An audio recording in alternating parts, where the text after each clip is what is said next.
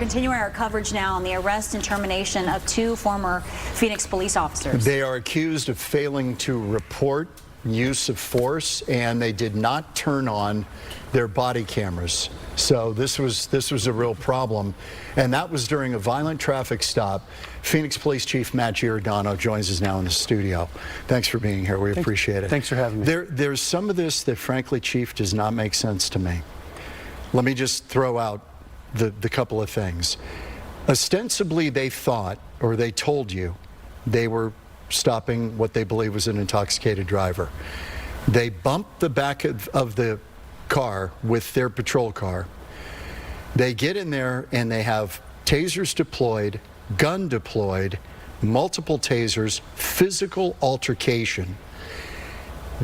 After all of this, the guy they stopped, the driver, ends up getting back into the car and driving off, and they end up with the woman inside. It makes me wonder, was the woman the person that they were interested in, the 2 officers, because they did not turn on their body cameras? Is there a relationship going on there that we're just not aware of? Oh, again, the whole incident is shocking. It was shocking to me when I first got the call. We have absolutely no indication that there's any prior contact between either the officers or either of the 2 victims, and that's corroborated on both sides. How does it go nuclear then if it's just a drunk driving stop and they both consciously make the decision not to turn on their body cameras? That tells me they knew who was in the car and something was going on that we're just not aware of. Well, I can't make the connection that they didn't turn their body-worn cameras on for that reason you're alluding to, that they knew who was in the car, because there's no indication of that. But clearly, the minute they made that traffic stop without their cameras on, they're in violation of our policies. We have strict, robust policies on how to make a traffic stop, what's required to make a traffic stop, and they violated those policies from the beginning. You were able to collect some data from the Taser technology, right? That's how you were able to find out there were 29 shocks delivered. Is there any possible evidence out there, video evidence? I know they weren't rolling on body cameras. Is there cell phone evidence, any kind of video? Well, we've searched the area.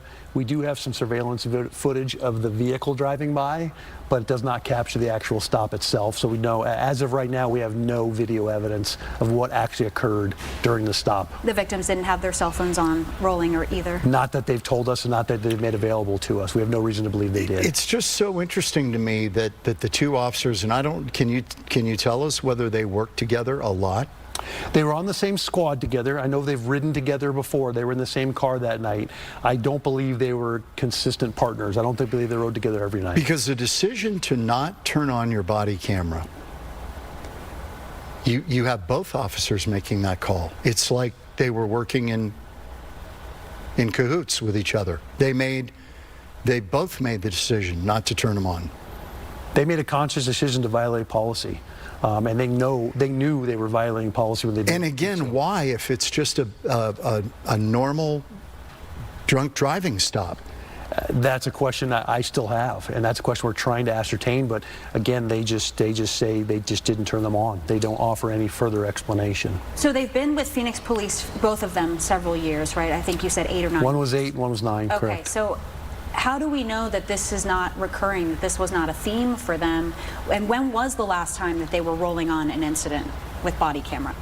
Well, we body camera audits, and we are actually now going in back and looking at more in depth. We have normal ongoing audits, random sampling. We're going to go back now and start with those 2 officers through our Organizational Integrity Bureau, and they will start looking at all their traffic stops, all their body-worn camera use. They'll be looking for periods of inactivity, because we have vehicle locators as well, so we know where all of our patrol cars are. So we'll look at areas of what appear to be inactivity.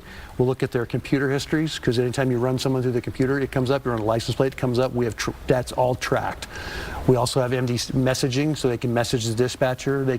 So we'll be looking at all of that on the officer level, on that, and then we'll be looking at the squad level. We'll look at the precinct, and we'll look at the entire shift. One more thing on the incident itself. It's just so curious to me. Again, for a quote-unquote drunk driving stop, that after all of that, taser deployed, gun pointed, physical altercation, pulling the guy out of the car, the driver and the woman, and then somehow allowing the driver back in the car after all that to drive off, that just doesn't make any sense to me. It defies logic. It violates multiple policies, multiple procedures. Normal everyday policing techniques were thrown out the window. There's got to be shocked. something else going on for that to be allowed. And that's what we're trying to ascertain. It's not allowed. But let me make No, sure I know. it's not allowed. I'm saying they allowed that driver to get back in the car and leave, kept the woman there, which still begs the question, is there some relationship with the woman? I don't believe so. She at that point had been detained and placed in the back seat of the patrol car while they were still dealing with the other victim. And that's when he was able to get away. Wow. Oh, wow. Is there anything you're doing to try and, help public trust in the police department? Because this obviously instills some distrust. 100%. This takes us back 10 steps. All the work we've done over the last several years to rebuild that trust, putting in our policies, putting in our procedures, procedural justice, all of those things are now, we've taken a step back, and now we need to re-engage the community, and it starts with this. The minute I found out about this, I pulled them off of patrol, sent them home so they could do no further harm. We opened up a criminal and an internal affairs investigation immediately. I chose to maintain that investigation in-house because I can control the timeline. I have partnerships with all the agencies in the Valley, but when I send them a case to help us out, it's on their timeline. I wanted this done quickly. I wanted it done correctly. So I had our folks do it so I have full faith and confidence in their investigative abilities, but also I was able to turn around very quickly because the community deserved.